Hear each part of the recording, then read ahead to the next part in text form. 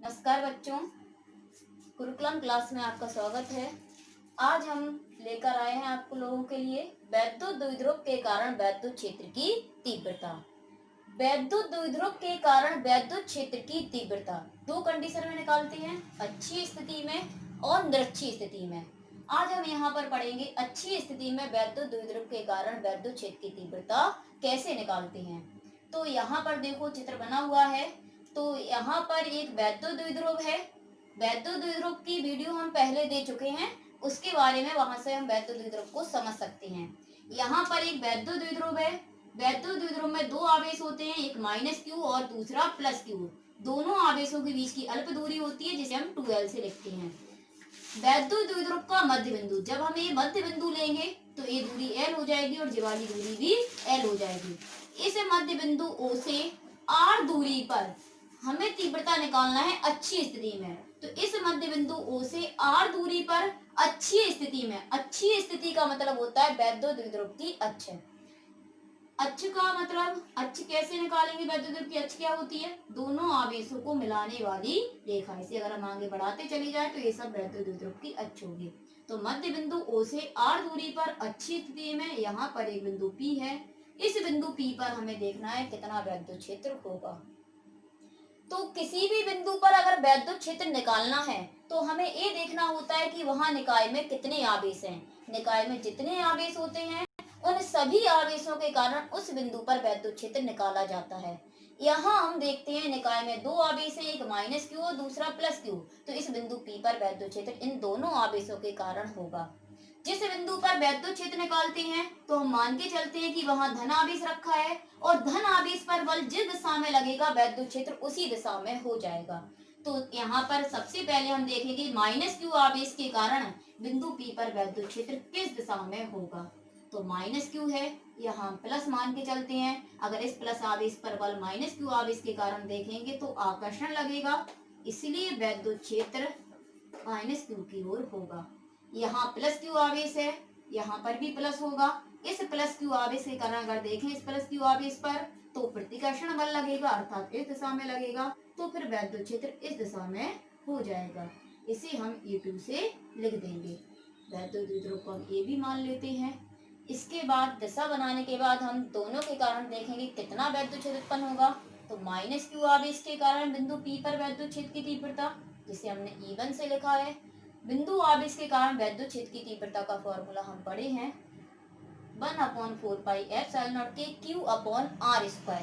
जिस आवेश के कारण वैद्युत क्षेत्र निकालें उस आवेश का मान आता है, केवल आवेश का परिमाण आता है, चिन्ह नहीं लिखते हैं। तो माइनस क्यू आवेश के कारण निकालना है तो आवेश का परिमाण Q है। माइनस क्यू आवेश के कारण बिंदु P पर वैद्युत क्षेत्र निकालेंगे तो माइनस क्यू आवेश से बिंदु P तक की दूरी। अब माइनस क्यू आवेश से अगर बिंदु P तक की दूरी देखें तो यहाँ से लेके यहाँ तक की दूरी R है और इसमें L और ऐड कर देंगे तो माइनस क्यू से बिंदु P तक की दूरी निकल आएगी, जो निकल के आएगी R plus L। R square होता है तो R प्लस L का स्क्वायर। दिशा यदि देखें तो P से A की ओर है। इसी तरह से जब माइनस क्यू आवेश के कारण बिंदु P पर निकाल लिया वैद्युत क्षेत्र, तो अब हम निकालेंगे प्लस क्यू आवेश के कारण। प्लस क्यू आवेश के कारण बिंदु P पर वैद्युत क्षेत्र की तीव्रता, जिसे हम E2 से लिख रहे हैं। फॉर्मूला वही होता है 1/4πε0 के Q/R²। तो आवेश Q है, लेकिन जब प्लस क्यू आवेश के कारण बिंदु P पर वैद्युत क्षेत्र निकालेंगे तो प्लस क्यू आवेश से बिंदु P तक की दूरी, तो यहाँ से लेके यहाँ तक की दूरी यानी इतनी दूरी चाहिए। तो इस दूरी को निकालने के लिए हम कैसे निकालेंगे? तो इतनी पूरी दूरी R है, इसमें से L माइनस कर देंगे तो दूरी निकल के आएगी R minus L। R square होता है तो R माइनस L का स्क्वायर।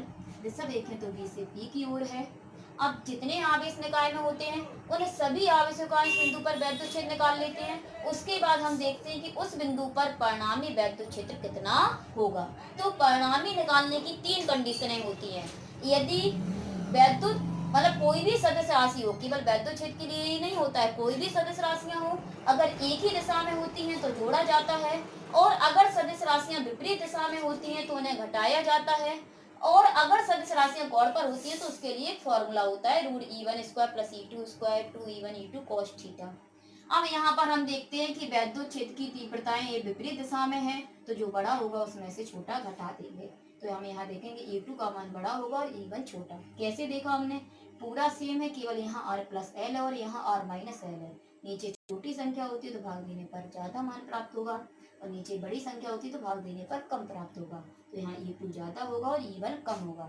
E2 का मान 1/4πε0 t q upon r minus L का होल स्क्वायर।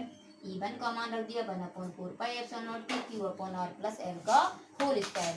इन दोनों में से अगर कॉमन ले तो q अपॉन 4πε0 के कॉमन आ जाएगा और यहाँ पर हम एलसीएम ले सकते हैं r माइनस एल का होल स्क्वायर और r प्लस एल का होल स्क्वायर। वहाँ जब हम एलसीएम ले लेंगे तो r माइनस एल का whole square r plus L का होल स्क्वायर एलसीएम लेंगे तो यहाँ पर r प्लस एल का होल स्क्वायर आएगा, माइनस चिन्ह लगा है बीच में और वहाँ आ जाएगा r माइनस एल का होल स्क्वायर।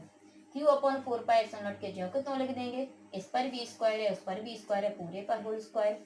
यहाँ फॉर्मूला a प्लस बी के होल स्क्वायर का तो a square plus B square plus 2ab, minus चिन्ह लगा है। वहां जब हम फॉर्मूला तोड़ेंगे तो अंदर के चिन्ह चेंज हो जाएंगे। वैसे तो फॉर्मूला a माइनस बी के होल स्क्वायर का होता है a square plus B square minus 2ab, लेकिन चिन्ह चेंज होते जाएंगे तो चिन्ह बदल देंगे, आगे माइनस लगा है। R square L square R square L square cancel हो जाएंगे, 2rl हो जाएगा 4rl। q अपॉन 4πε0 के 2r और 2rl हो जाएगा 4rl।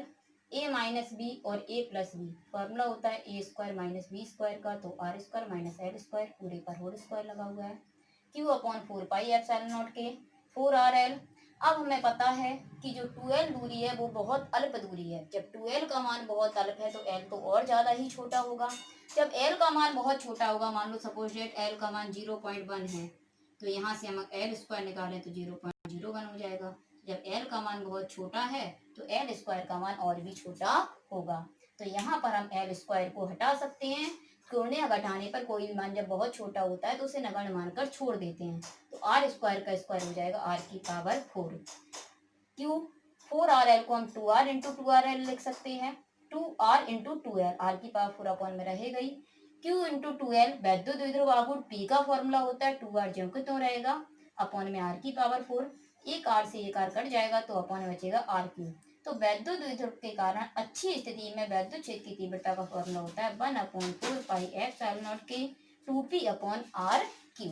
तो ये था वैद्युत द्विध्रुव के कारण अच्छी स्थिति में वैद्युत क्षेत्र की तीव्रता। इसके बाद अगली वीडियो में हम वैद्युत द्विध्रुव के कारण निरक्षीय स्थिति में वैद्युत क्षेत्र की तीव्रता निकालना सीखेंगे।